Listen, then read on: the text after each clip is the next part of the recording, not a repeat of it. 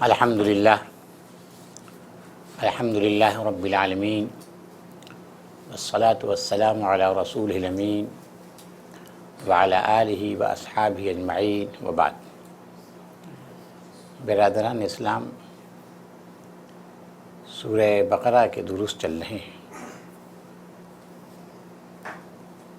گزشتہ ہفتے میں جو آیات چل رہی تھیں جن پر درس کا اختتام ہوا تھا، آپ کو یاد ہوگا کہ وہ آخری آیات میں منافقین کا ذکر آ گیا تھا۔ منافقین سے کہا گیا تھا کہ تم نبی کی اطاعت سے بھاگو مت، نبی کی اطاعت میں تم سب داخل ہو جاؤ، نبی کی اطاعت کے بغیر کچھ نہیں ہو سکتا۔ اللہ تعالیٰ کو تم بالا خوش رکھنا چاہتے ہو، یہ ناممکن بات ہے۔ اللہ کی خوشی اسی وقت حاصل ہو سکتی ہے کہ جب تم نبی کی اطاعت کرو۔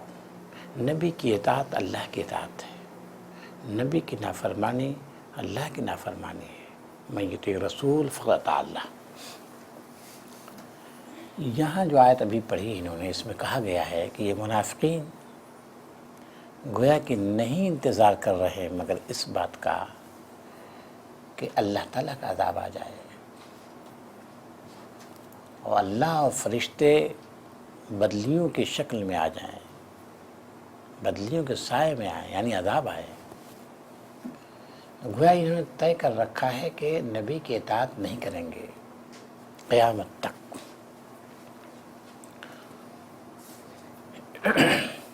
اس کے بعد انہیں کہا گیا کہ سل بنی اسرائیل، ان سے پوچھو، بنی اسرائیل سے پوچھو کہ بتاؤ تم کہ اللہ تعالیٰ نے بنی اسرائیل کتنی نعمتیں دی، کم آتیناہم من آیۃ بینہ ومن یبدل نعمت اللہ، اور جو قوم بھی اللہ کی نعمتوں کو بدلتا ہے تو پھر اللہ تعالیٰ کا تازیان عذاب بھی سخت ہوتا ہے۔ جس طرح سے بنی اسرائیل کو اللہ نے نعمتیں دی تھی، دنیا کی نعمتیں بھی اور شریعت کی نعمتیں بھی، ٹھیک اسی طرح اللہ تعالیٰ نے بھی تم کو دیا۔ آیات بینہ ظاہر ہے شریعت کی نعمت ہے۔ اگر تم نبی کی اطاعت نہیں کرو گے تو اس شریعت کی ناقدری کر رہے ہو اور تم پر بھی اللہ کا عذاب ہوگا۔ پھر آگے چل کہا کہ اللہ تعالیٰ نے ان کافروں، ظاہر ہے یہ منافقین ہیں، نفاق کے مرض میں مبتلا ہیں، بری طرح مبتلا ہیں۔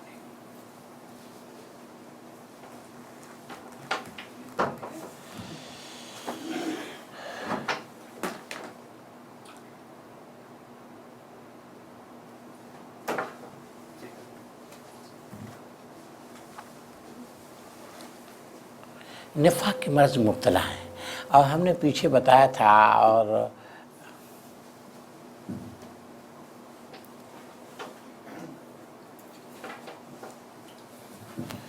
کہ منافقین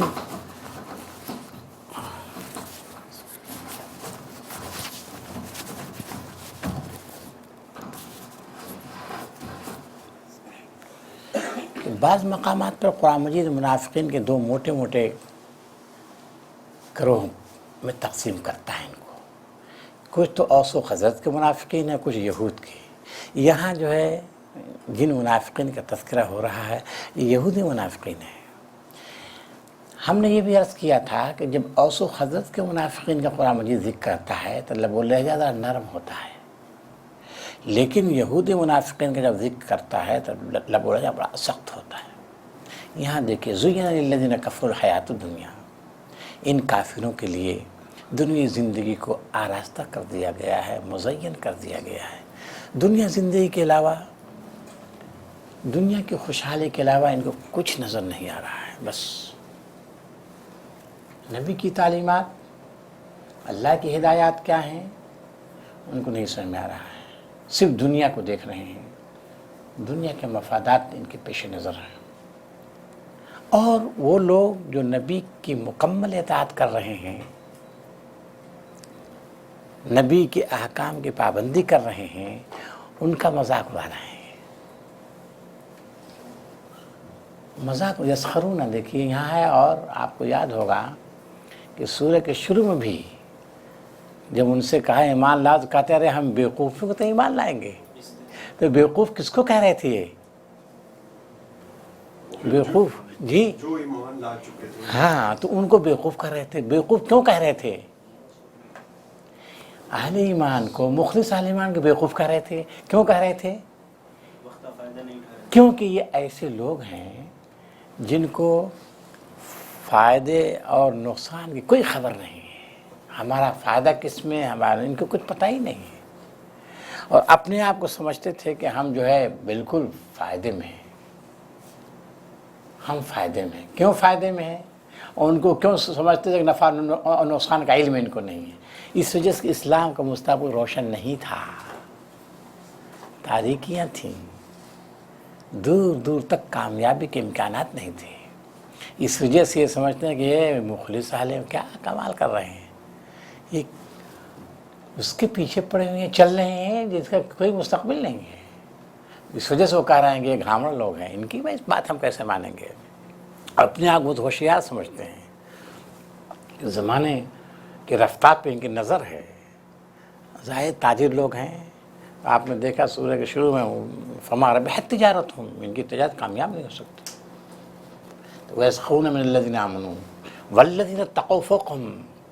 حالانکہ یہ مومین جو ہیں جنہوں تقوی کی زندگی، تقوی کے معنی کیا آتا ہے جی؟ ڈرنا. آپ یہ سمجھیے جب بھی مدنی صورتوں میں آتا ہے اتقا کا لفظ تو اس کے عام طور معنی آتے ہیں رسول کی فرما برداری کرنا. اصلی معنی اس کا تھا اللہ کے عذاب سے بچنے کی تدبیر کرنا. اور اللہ کے عذاب سے بچنے کی تدبیر کیا ہے؟ رسول کی اطاعت، رسول کی پیروی. اگر رسول کی اطاعت نہیں کرو گے تو اللہ کا بھیانک عذاب آئے گا. اس کو قرآن یہ جگہ جگہ بیان کرتا ہے، ایک جگہ نہیں، جہاں بھی آپ دیکھیں گے. تو عام طور پر لفظ تقوی جب مدنی صورتوں میں آتا ہے تو اس کے معنی ہوتے ہیں رسول کی اطاعت کرنا، رسول کی نافرمانی سے بچنا. تو جو لوگ رسول کی نافرمانی سے بچتے ہیں یہ آخرت میں ان لوگوں کے اوپر ہوں گے. اور اللہ تعالیٰ جس کو چاہتا ہے بے حساب رزق دیتا ہے. رزقی کے طالب ہے نا، دنیا کے طالب ہے نا، یہ چاہتے ہیں کہ ہم کو ملے، فراوانی کے ساتھ ملے رزق. تو یہ دنیا میں جو رزق ہے یہ فانی ہے، آخرت کا رزق لازوال ہے، غیر فانی ہے. اس کے بعد اہم بات بتائی گئی، ایک نئے سرے سے نئے اسلوب میں دعوت دی گئی ہے اور بڑے عموم کے انداز میں. اور مجید کہتا ہے ساری انسانیت ایک ہی ملت، ایک ہی امت تھی. کان الناس امۃ واحدہ، ساری انسانیت ایک امت تھی، سب کا دین ایک تھا، سب اولاد آدم تھے، سب خدا کے بندے تھے. لیکن دھیرے دھیرے اختلاف پیدا ہوا. اختلافات جب پیدا ہوئے تو اللہ تعالیٰ نے انسانوں کو یوں ہی نہیں چھوڑ دیا گمراہی بھٹکتے پھریں، بلکہ اللہ نے رسولوں کو بھیجا، رہنما بنا کر بھیجا، جو دعوت دینے والے تھے، خوشخبری دینے والے تھے، عذاب سے ڈرانے والے تھے. تو لوگوں نے اختلاف کیا. رسولوں کی تعلیمات آنے کے بعد انہوں نے اختلاف کیا.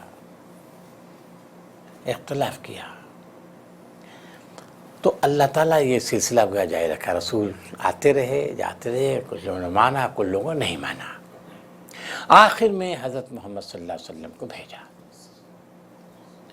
اور رسول اللہ صلی اللہ علیہ وسلم کی بھی مخالفت ہو رہی ہے. اور رسول اللہ صلی اللہ علیہ وسلم کی مخالفت اس وقت ہو رہی ہے کہ ان کے پاس کتاب ہے، کتاب کا علم ہے، اس رسول کی پیشن گوئیاں ہیں ان کی کتاب، مگر اس کے باوجود رسول کا انکار کر رہے ہیں، اس سے اختلاف کر رہے ہیں. کیوں؟ بغیم بینہم. پہلے بھی آپ آپس میں رنجش کی وجہ سے، آپس میں اختلاف کی وجہ سے جو ہے لڑتے رہے، جھگڑتے رہے، اور آج بھی اس نبی سے لڑ رہے ہیں، جھگڑ رہے ہیں. تو بغیم بینہم کا ترجمہ ایک تو دیکھیے بعض لوگ کہتے ہیں زدہ کی وجہ سے. کیا ہے بھائی؟ ترجمہ پڑھیے. بغیم بینہم. اس کے بعد اس کو پہنچ کے صاحب ان آپس کی ضد سے، آپس کی ضد سے. علامہ ابن کثیر ہیں کہ مولانا شفیع صاحب ہاں مفتی شفیع صاحب. چلیے آپ کیا ہے. اور اختلافات انہیں لوگوں نے کیے تھے جنہوں نے حق کا علم دیا چکا تھا. حق کا علم آ چکا تھا، ٹھیک ہے. اور آگے بغیم بینہم کا ترجمہ. اور اختلافات انہیں واضح تعلیمات آ جانے کے بعد ایک دوسرے پر زیادتی کرنے کے لیے کیے. ایک دوسرے پر زیادتی کرنے کے لیے کیے، ٹھیک ہے یہ بھی. اور مولانا مودودی صاحب کیا ترجمہ ہے. کس کا ترجمہ پتہ نہیں، لیکن ان کے آپس کی حسد اور ظلم لکھا. حسد و ظلم کی وجہ سے وہ حاشیہ میں ہے. ہاں ٹھیک ہے، ٹھیک ہے. حسد و ظلم یہ عربی تفسیروں میں ہے، عربی تفسیروں میں حسد کا لفظ ہے، اس وجہ سے انہوں نے دیا ہے. اور چلیے آپ کیا ہے بھائی عبد المتین عثمانی صاحب. ان کا فیصلہ کرے اور انہیں ان اختلافات کے رونما ہونے کی وجہ یہ نہ تھی کہ ابتدا میں لوگوں کو حق بتایا نہیں گیا تھا. نہیں، اختلاف ان لوگوں نے کیا جنہیں حق کا علم دیا جا چکا تھا. انہوں نے روشن ہدایت پا لینے کے بعد محض اس لیے حق کو چھوڑ کر مختلف طریقے نکالے کہ وہ آپس میں زیادتی کرنا چاہتے تھے. ہاں آپس میں زیادتی کرنا چاہتے ہیں. یہ دیکھیے زیادتی کرنا اور ضد اور حسد اس سب جی آپس کے بغض و عناد. عربی تفاسیر میں ایک لفظ اور آیا ہوا بغین للدنیا فاشیم بینہم. اس دنیا پرستی کی وجہ سے جو ان کے درمیان رائج تھی. یہ عربی زبان کے جو مفسرین ہیں بغین للدنیا فاشین بینہم، اس دنیا پرستی کی وجہ سے جو ان کے درمیان رائج تھی. دینداری نہیں تھی، دنیا پرستی تھی. مال و زر کو محبوب بنا لیا تھا انہوں نے، اس وجہ سے انبیائی تعلیمات کو نظر انداز کر رہے تھے. تو آخر میں اللہ تعالیٰ پھر کہا ہم نے یعنی اللہ نے ہدایت دی اہل ایمان کو. اہل ایمان کو اللہ تعالیٰ نے ہدایت دی. نبی صلی اللہ علیہ وسلم پر جو اللہ نے کتاب اتاری تھی اس پر اہل ایمان کو ہدایت دی اور وہ اس پر ایمان لائے بِإِذْنِهِ، اللہ کے حکم سے. واللہ یہدی من یشاء الی صراط مستقیم، اللہ تعالیٰ جس کو چاہتا ہے صراط مستقیم کا راہ دکھاتا ہے. معلوم یہ ہوا جو لوگ سیدھے راستے پہ چل رہے ہیں، جو لوگ محمد رسول اللہ صلی اللہ علیہ وسلم پیروی کر رہے ہیں وہ سیدھے راستے پر ہیں. جو رسول اللہ صلی اللہ علیہ وسلم پیروی نہیں کر رہے ہیں وہ سیدھے راستے پر نہیں ہیں. جو مخالفت کر رہے ہیں اللہ کے رسول کی، جو بغض و عناد میں مبتلا ہیں، وہ ضلال میں ہیں، گمراہی میں ہیں.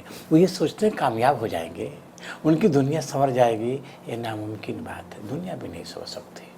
اسی کے ساتھ ساتھ اہل ایمان کو ذرا سا یہاں پہ کہہ دیا گیا ہے کہ دیکھو آزمائشی دور سے تمہیں گزرنا ہے.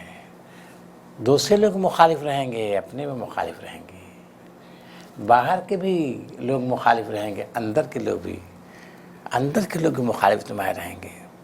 تو یہ آزمائش آتی رہی اور ہمیشہ ہم نے آزمائشوں میں اہل ایمان کو ڈالا ہے. جیسا کہ آپ سورہ عنکبوت میں پڑھتے ہیں، یہاں بھی وہی. کیا تم سمجھتے ہو تم جنت میں داخل ہو جاؤ گے، آزمائش نہیں آئے گی؟ نہیں، ایسا نہیں، آزمائش آئے گی. ہم نے آزمائش میں ڈالا ہے، پیغمبروں کو آزمائش میں ڈالا، بڑے بڑے پیغمبروں کو آزمائش میں ڈالا. کوئی انہوں نے غلطی نہیں کی تھی، آزمائش میں ڈالا ہم نے. کیونکہ کسی بھی انعام کے لیے ضروری آزمائش.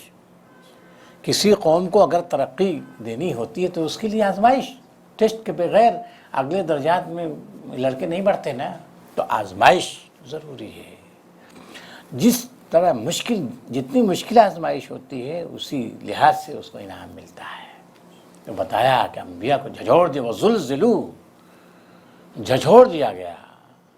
پکار اٹھے کہ متی نصر اللہ، انبیاء کو جھنجھوڑا گیا ہے، متی نصر اللہ. آواز آتی ہے سنو بس اللہ کی مدد قریب ہے، گھبرانے کی بات نہیں. تو گویا حوصلہ بڑھایا گیا ہے یہاں پہ، گھبراؤ مت، آزمائش ہے.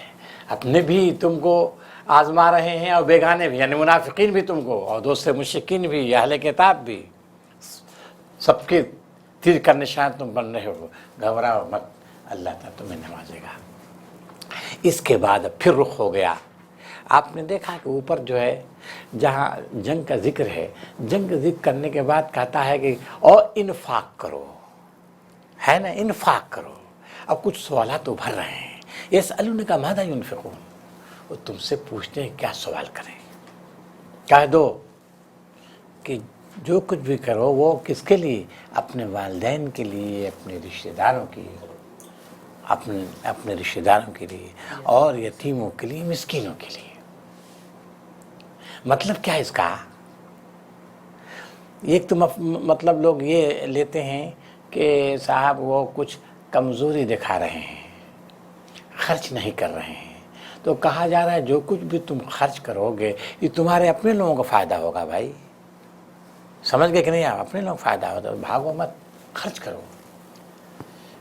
یہ صحابہ کرام، یہاں ظاہر ہے کہ صحابہ کرام مراد ہیں، تو یہ تعویل لینے میں سے تھوڑا سا وہ ہم کو ایسی تعویل لینی چاہیے جو صحابہ کرام کا جو مقام ہے نا وہ بڑا بلند ہے، بڑا عرفہ ہے، ایسی تعویل جو ان کی شخصیت پر کوئی آنچ نہ آنے پائے۔ حالانکہ آپ دیکھیں گے جو اگر وہ تعویل لی جائے جس سے بلکہ ان کی سیرت اور ان کی زندگی نکھر کر آتی ہے اور ان کی خصوصیات نمایاں ہوتی ہیں تو اس کو قبول کرنا چاہیے۔ وہ سوال ان کے درمیان ابھر رہا ہے کہ یہ جو ہم خرچ کر رہے ہیں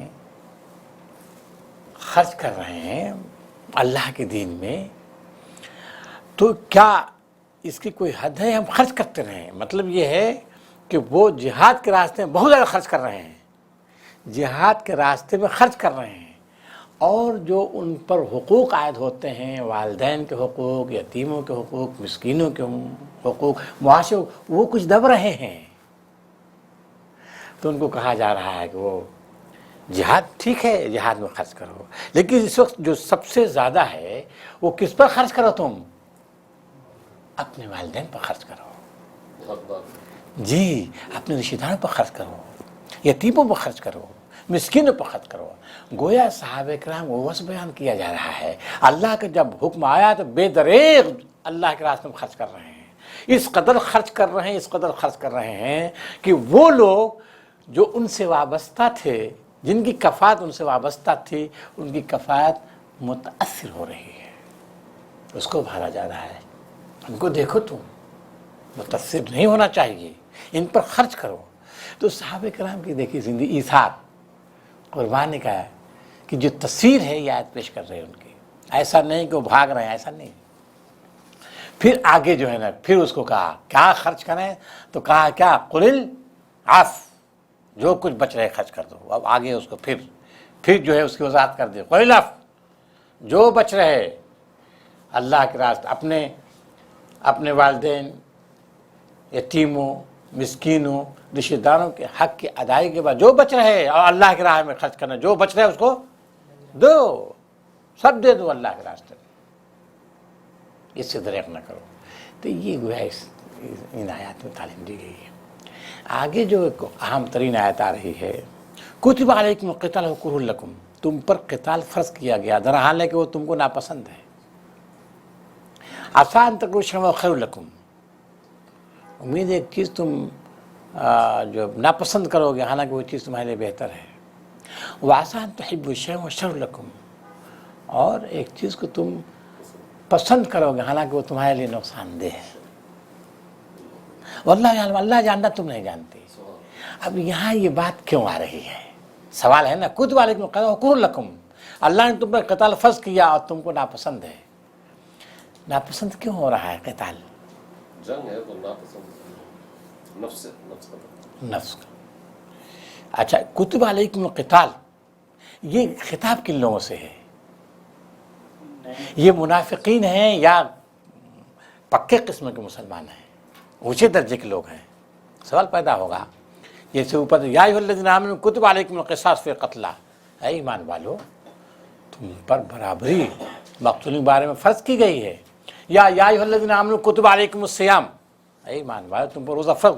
تو یہ پکے ہیں یا کچے قسم کے منافقین ہیں؟ یہ کون ہیں؟ کس سے خطاب ہو رہا ہے؟ سوال پیدا ہوگا۔ یہ بولیے، نئے مومنین، ایسا نہیں ہے، منافقین نہیں ہیں، مومنین ہیں، مخلصین ہیں، برابر۔ ہاں، یا ایھا الذین ہے نا، یہ جیسے اوپر بتایا کتب علیکم القتال، تم پر جو ہے قتال فرض کیا گیا ہے۔ یہاں منافق ہیں، کمزور قسم لوگوں لے سکتے ہیں، لیکن کیا مخلص نہیں آ سکتے؟ पहले खिताब क्या या अय्युहल्लज़ीना आमनू तो कहा है ना, तो अहले ईमान है, कुतबा।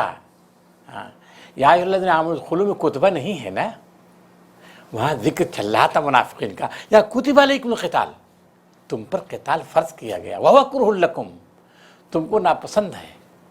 बोलिए सैयद इकबाल साहब, क्यों नापसंद कर रहे हैं ये, और कौन लोग हैं ये? मोमिन मुखलिसीन है, ये मोमिन मुखलिसीन है, नापसंद क्यों कर रहे हैं ये क़िताल को? सवाल पैदा होगा, अगर मोमिन मुखलिसीन है तो मोमिन मुखलिस क्यों नापसंद करेंगे? बोलिए, वासा अन तुहिब्बु शैअन शर्र लकुम, एक चीज़ को तुम पसंद करोगे हालांकि वो तुम्हारा शर है।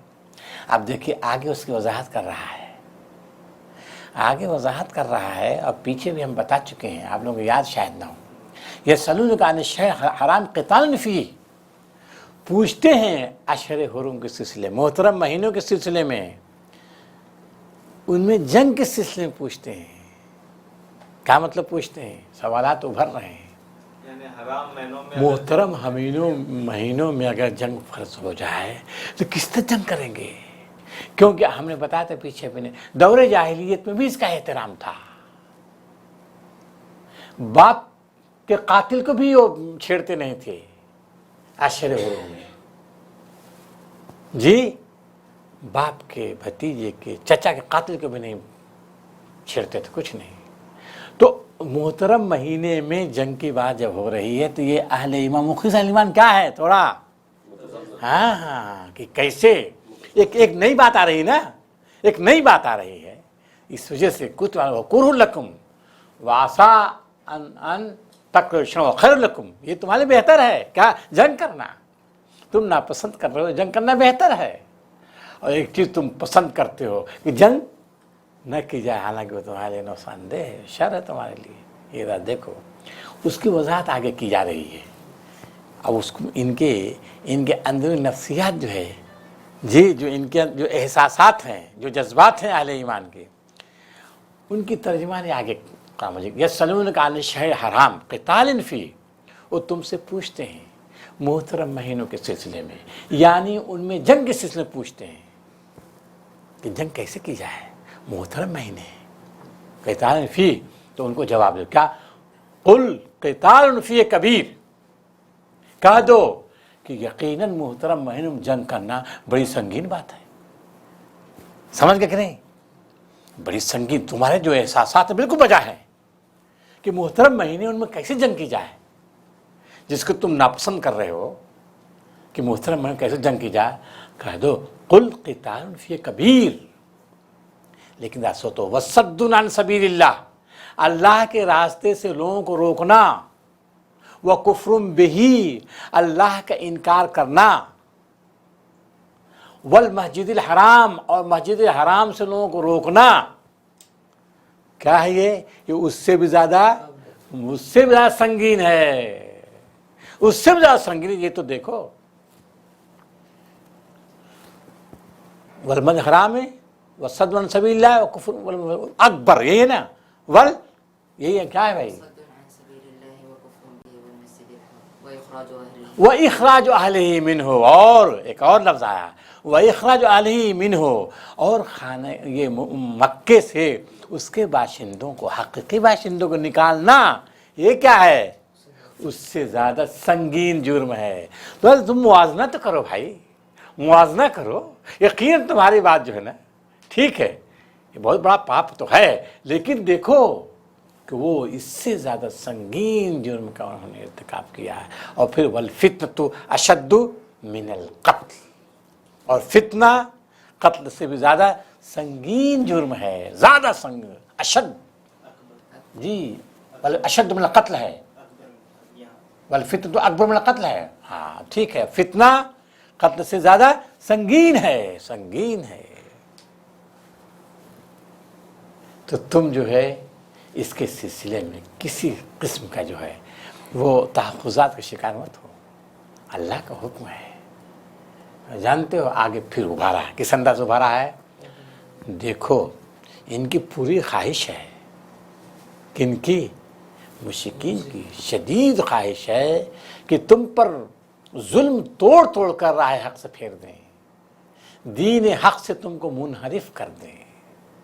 तुम मामूली समझते हो इनको? वला यज़ालून युक़ातिलूनकुम हत्ता यरुद्दूकुम अन दीनिकुम इन इस्तताऊ। अगर इनका बस चले तो एक एक फर्द को दीन से फेर दें।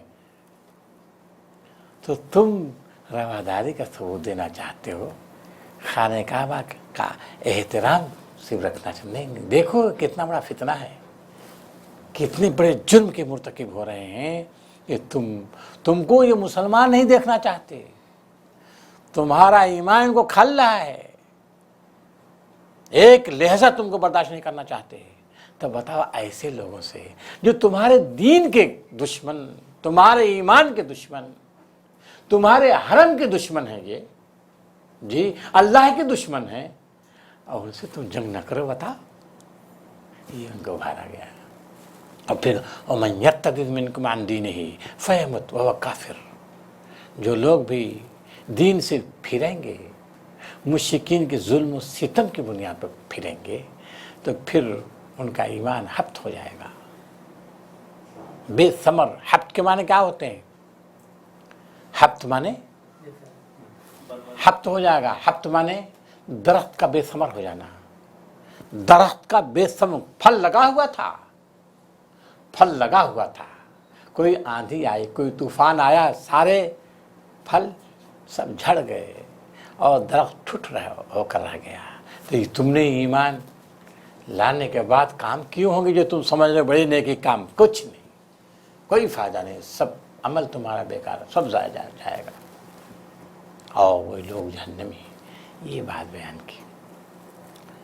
आप गौर फरमाएंगे तो कम से कम ये तो एक ख़ास अंदाज तरतीब के लिहाज से, कुतिबा अलैकुमुल क़िताल व कुरहुल लकुम, एक तरतीब कि चूँकि मंजर क्या है, अशरे हुरुम में जंग करना, इस वजह से वो क्या कर रहे हैं, कुछ नापसंद कर रहे हैं। और क़ुरान मुझे ख़ास अंदाज से देखिए उभार रहा है, बिल्कुल वो भी वही नफ्सियात, जो नफ्सियात उनकी नफ्सियात थी जो काम कर, उसी नफ्सियात को लिया है कि तुम ये देख रहे हो, और उनका जो है वो एकदम कितना बड़ा जुर्म है। लेकिन कुतुबा अलैकुम जब ये है, कुरान मजीद की हर आयत समझिए, एक तो खुसूसी हुक्म, पस मंज़र, शान नुज़ूल, एक उसका वाक़या होता है, उसकी ताबीर उसकी रोशनी में की जाती है, ठीक है, और एक उसका हुक्म क्या होता है, हाँ ये क़यामत तक के लिए है, लिहाजा इसका हुक्म आम होगा, यानी ज़िंदगी के तमाम दायरे इसमें आ जाएंगे, तमाम दायरे। एक शख्स देखता है उसकी ज़िंदगी की एक चीज़ जो है बहुत उसको पसंद है, बहुत पसंद है, लेकिन उसका नतीजा अच्छा नहीं होता। एक चीज़ बहुत उसको ख़राब लग रही है, लेकिन कुछ दिनों के बाद क्या होता है, उसका नतीजा अच्छा नहीं। हर एक का तजर्बा इसका होता है, हर एक को इसका तजर्बा होता है। तो गोया कि एक उमूमी अंदाज की भी इसका रुख वही बन जाता है। हमारे उलमा जो हैं वो कहते हैं कुरान मजीद की हर आयत जहाँ ख़ास वही वो उसका हुक्म क्या होता है, उमूम लिए हुए होता है, ख़ास नहीं हुक्म। तो यकीनन तरतीब के लिहाज तो ये है, लेकिन ये हुक्म इस आयत का क्या है, आम है और ज़िंदगी के तमाम दायरों में है। आदमी को देखना चाहिए कि ये जो है किस पहलू को इख्तियार करे। बल्कि बाद रिवायत में आया हुआ है कि जिसको जो तुम्हारा दिल नापसंद कर रहा है उसी को इख्तियार करो, उसी में तुम्हारी भलाई है, और जिसको तुम्हारा दिल जो है बहुत लपक रहा है और देखो गड़बड़ उसमें होगा, उससे बचने कोई बात रिवायत में भी आया हुआ है। तो ये गोया कि ज़िंदगी की तमाम दायरे से ताल्लुक़ है। अगर आपने अभी तक हमारे चैनल को सब्सक्राइब नहीं किया तो बेल के आइकन को क्लिक करें ताकि हमारी नई वीडियो आपको बर वक्त मिल सके।